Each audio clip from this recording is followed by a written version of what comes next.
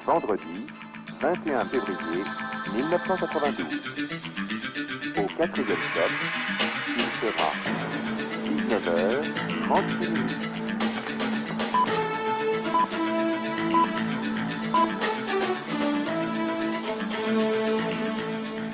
Bonsoir, un conte de fées sur piste blanche. Soria Bonali et Laetitia Hubert vont nous offrir ce soir sur la patinoire d'Albertville l'un des derniers moments de grâce des Jeux Olympiques. Et si la Marseillaise ponctue le spectacle, on sera comblé. Alain Dorgance.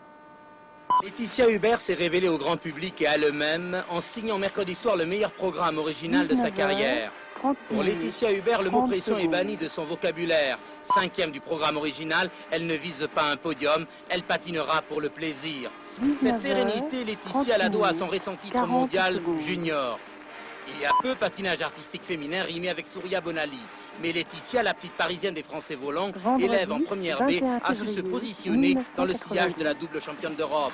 Au quatrième step, il sera 19h37. L'image de la France remonte dans le patinage. Je crois que ça s'est fait avec Soria, avec les Duchesnay. Et derrière, il ne faut pas oublier tous les autres qui sont maintenant très bons. On est une bonne équipe et il faudra voir à tout le monde. On sera les meilleurs. 37 minutes. Soria Bonali, sur qui repose la pression, va se transformer en matador ce soir et graciera le taureau.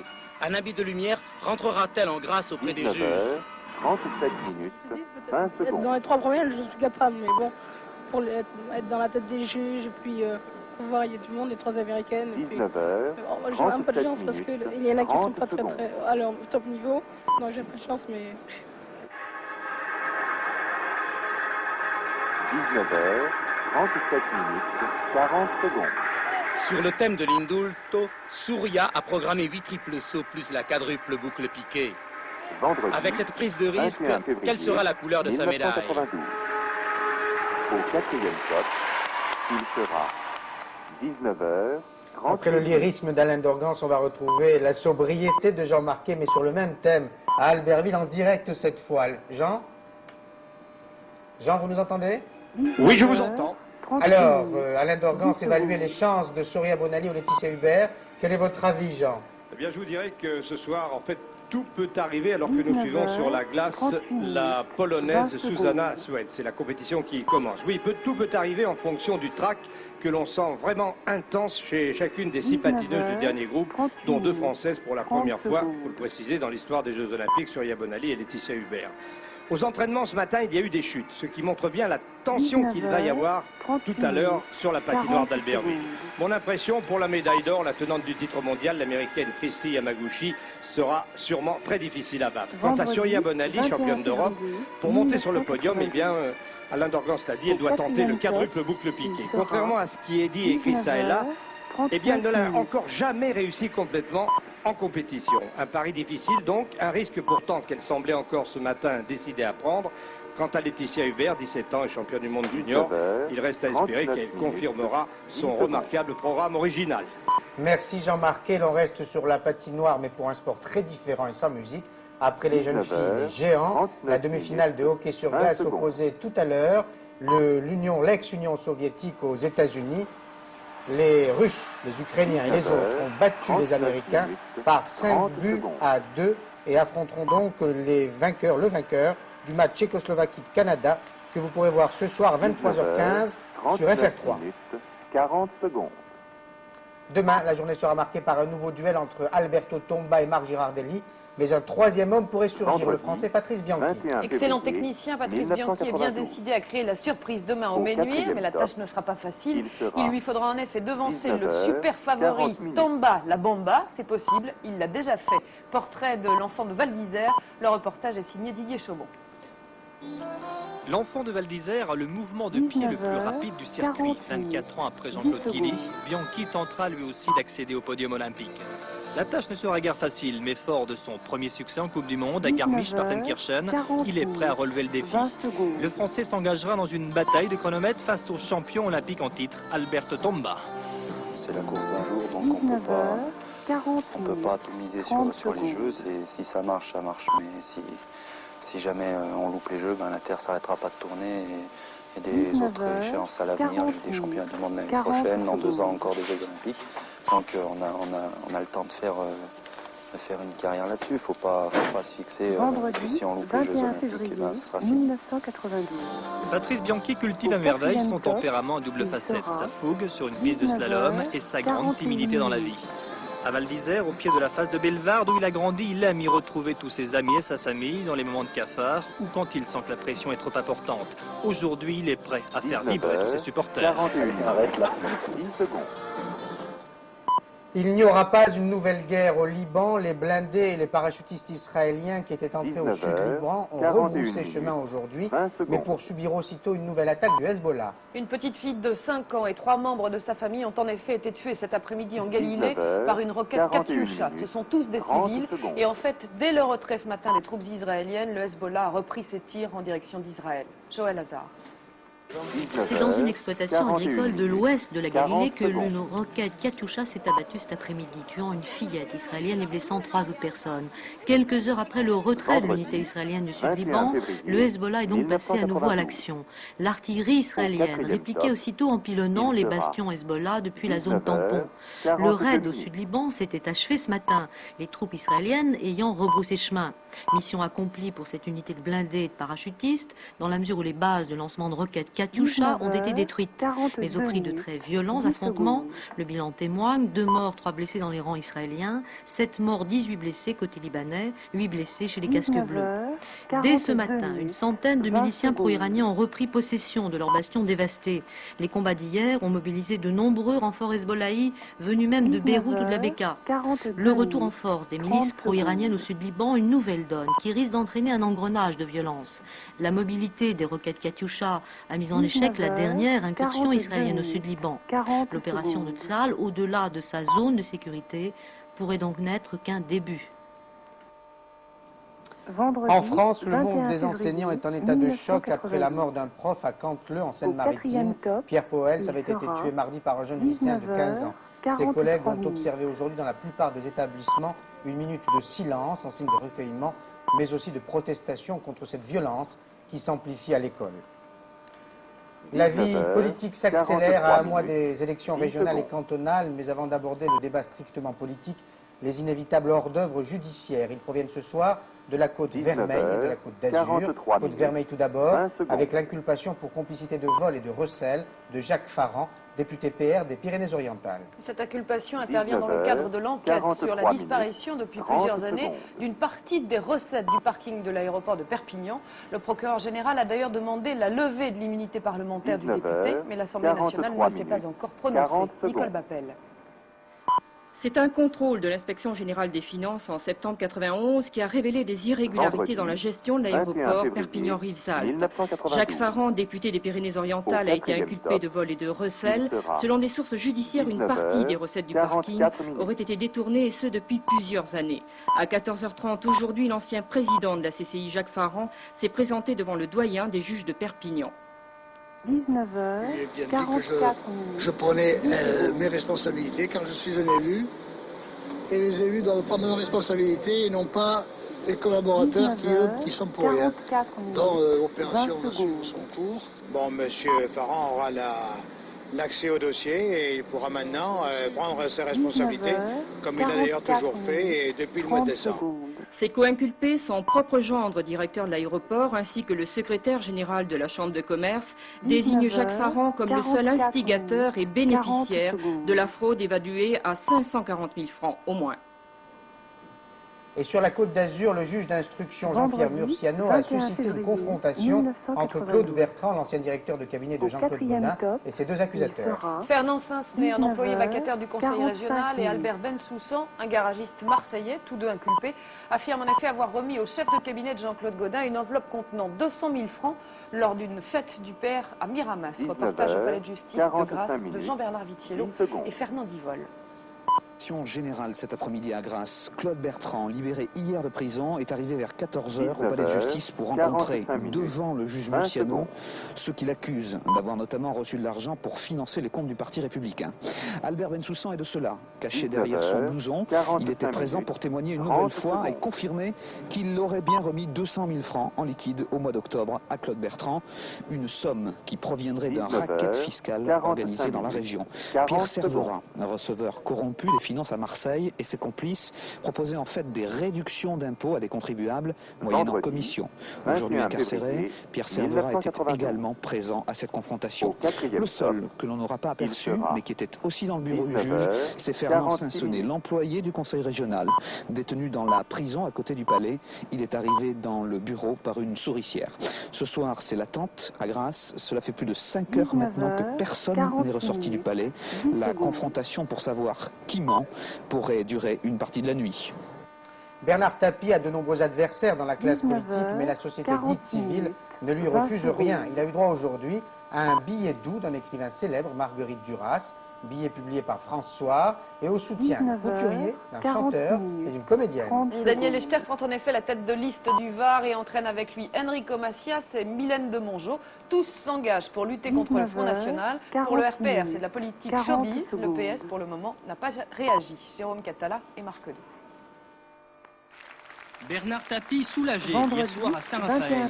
Énergie Sud a enfin trouvé une tête de liste dans le Var, Daniel Echter.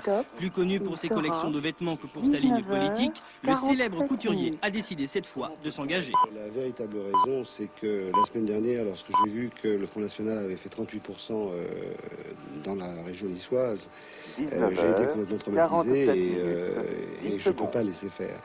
Mais la candidature Echter n'est pas vraiment du goût des socialistes varois. Et leur leader, Maurice Janetti, pourrait annoncer ce soir qu'il prend la tête d'une autre liste exclusivement socialiste, celle-là. Autre désagrément pour Bernard Tapie, dans les Bouches-du-Rhône où il se présente, il sait officiellement depuis hier soir qu'il ne doit pas compter sur le soutien du maire de Marseille. Que ceux qui prennent notre région, non pour un champ clos avec un combat à la loyale, dans le respect des idées des hommes, mais pour un terrain vague, où tous les coups bas sont permis, par des gens qui ne sont pas de chez nous et qui s'y croient chez eux, que cela cesse leur nuisance.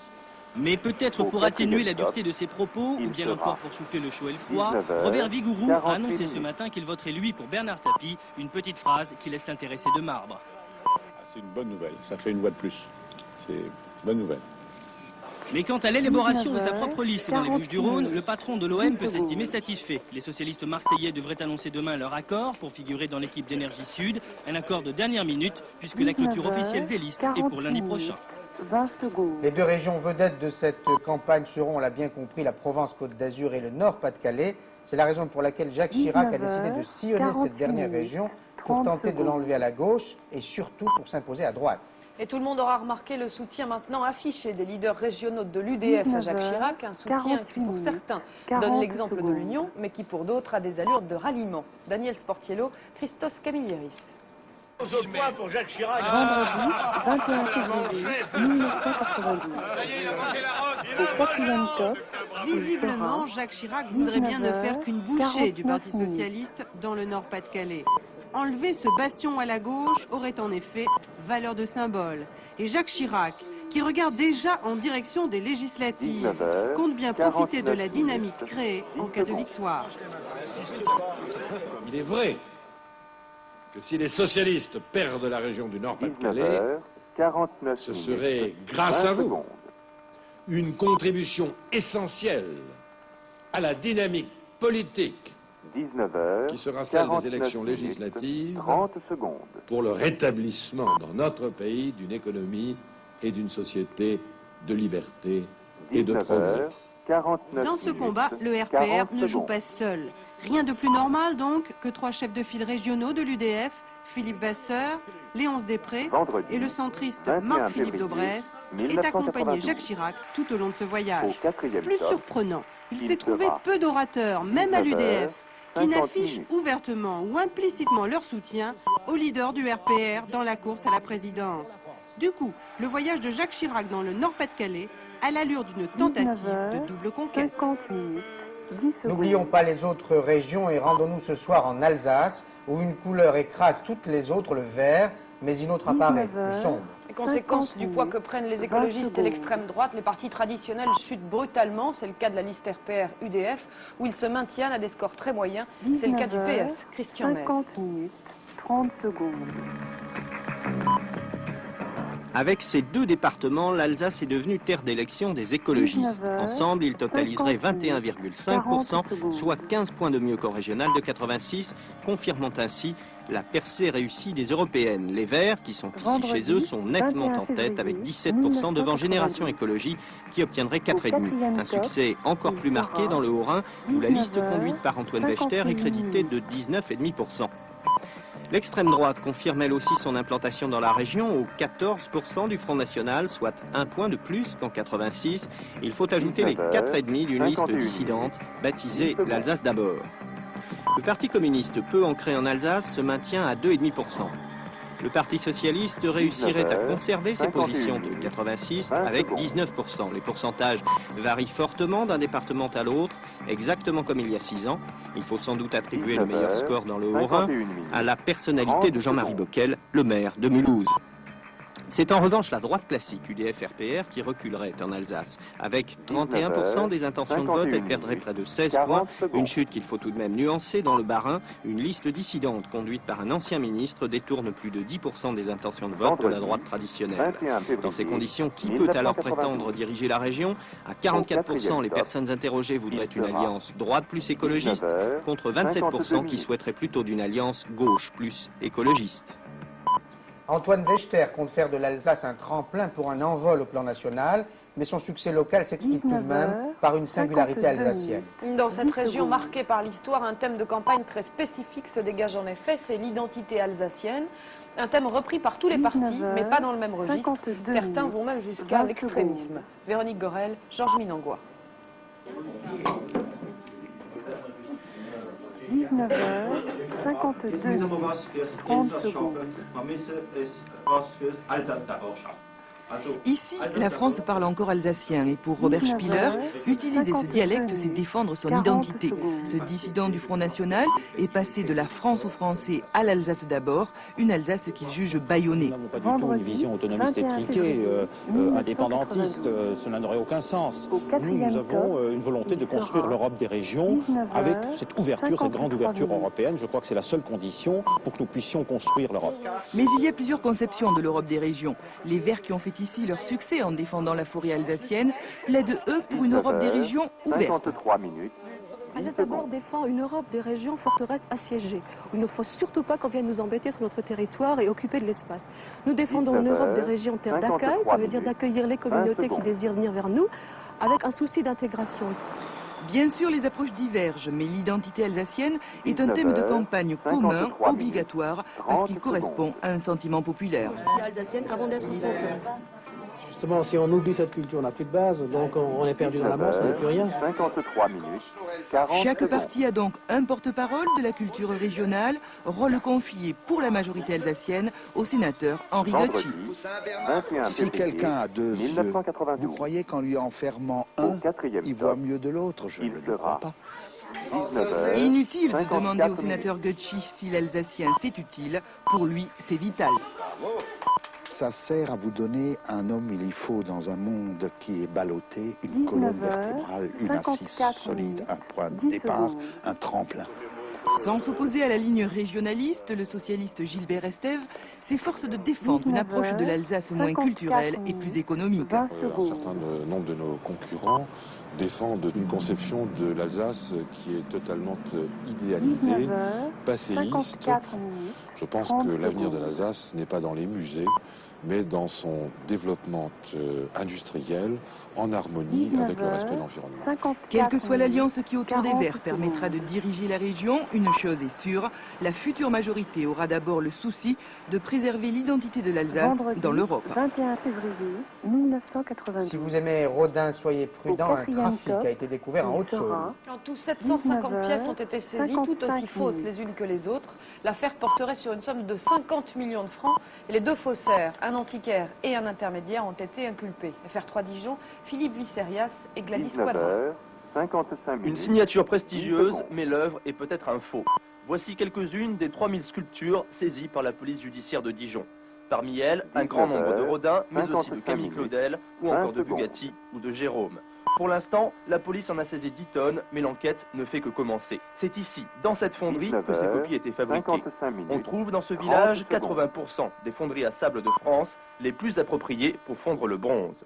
Guyen, un amateur de sculpture de la région, a été interpellé, écroué et inculpé de contrefaçon et débit de contrefaçon. Il aurait obtenu des bronzes d'époque de Rodin, il les aurait par la suite fait reproduire en série. Jusque-là, rien d'anormal. Les œuvres de Rodin sont tombées dans le domaine public, tout le monde peut donc s'en servir. Mais le problème, c'est que Guyen n'a pas porté la mention copie sur ses reproductions. On parle aussi de négligence de la part des commissaires-priseurs. Et l'on conclura ce journal par une page spéciale sur l'art au bordel. Choquant, n'est-ce pas? Mais je n'aurais jamais prononcé ces termes si le très sérieux journal Le Monde ne l'avait fait. C'est le titre d'un long article consacré, je vous rassure, à la culture et non aux mœurs. Et si Le Monde a osé, c'est tout simplement pour rendre hommage à Toulouse-Lautrec. Au fil de la rétrospective exceptionnelle qui a commencé au Grand Palais, on sent à quel point la vie et l'œuvre de Toulouse-Lautrec ont toujours été mêlées. Ironie de l'art, l'homme et les 200 toiles qui ont naguère déclenché un scandale sont aujourd'hui admirés et respectés dans le monde entier. Dominique Poncet, Hervé Gutmann. 19h56 minutes. 40 Que faire quand à 15 ans on se retrouve laid, difforme et nabot à la suite d'une maladie osseuse, surtout quand on est fils d'aristocrate et qu'on ne connaît de la vie que des goûters pris en famille et des galopades effrénées à cheval. On peut décider d'en rire et de se servir de ce qui vous reste. Une mère aimante, un coup de crayon fabuleux, un regard vif et une immense curiosité pour le sexe opposé. À 16 ans, le comte de Toulouse-Lautrec déclare à sa mère qu'il veut devenir peintre et qu'il faut qu'il monte à Paris. D'emblée, c'est à Montmartre qu'il va trouver refuge. Ce qui passionne ce nain génial, ce sont les beuglans, les lupanards, les marginaux, les chanteuses et danseuses et les catins. Il les croque d'un trait aigu, mais toujours tendre, et sans jamais aucune vulgarité. Ses premières toiles scandalisent le tout Paris. Les Goncourt le traitent d'homoncule ridicule, mais la Bouluelle l'appelle le petit homme tout fou. C'était un joyeux drille, en fait, sa vie qui aurait pu être une vie tout à fait dramatique. Il disait qu'il faut savoir se supporter soi-même, et à partir de ce moment-là, il avait pris son parti de son infirmité. Et la vie montmartroise correspondait vraiment à ses goûts, sa vie dans les maisons closes aussi, car il trouvait que les modèles professionnels étaient un peu trop figés, posés. Il préférait les prostituées qu'il trouvait très vivantes, il pouvait les observer.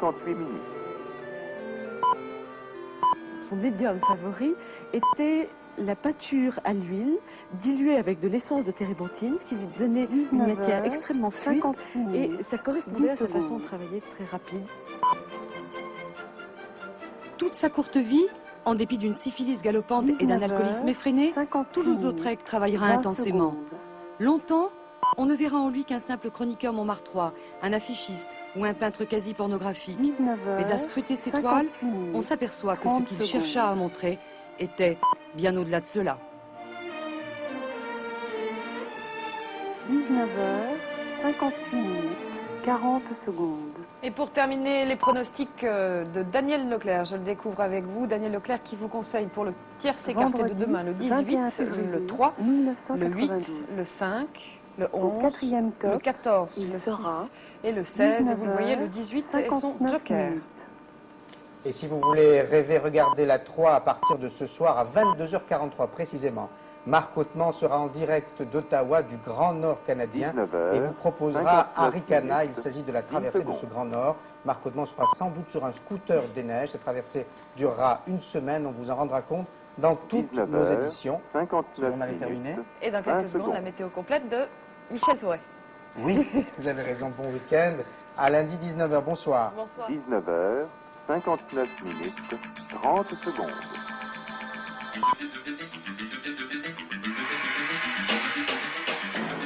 19h59 minutes 40 secondes.